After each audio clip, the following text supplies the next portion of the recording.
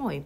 Katsotaan vähän, että miten hampaiden valkaisu käytännössä toimii. Alkuun sieltä määritellään lähtösävy ylös, jonka jälkeen hampaat puhistetaan tämmöisellä korkealla tahnalla. Sitten sieltä suojaillaan pehmyt kudokset, laitetaan tämmöinen huulten levittäjä ja suun auki pitäjä sinne paikalleen, jonka jälkeen sinne levitetään iensuoja, mikä estää sen, että valkaisuaine ei pääse kosketuksiin sen ikenistön kanssa. Valkaisuaine tässä tapauksessa sekoitetaan tällä lailla käsin, jonka jälkeen se levitellään tasaiseksi kerrokseksi sinne valkastavien hampaiden pinnoille.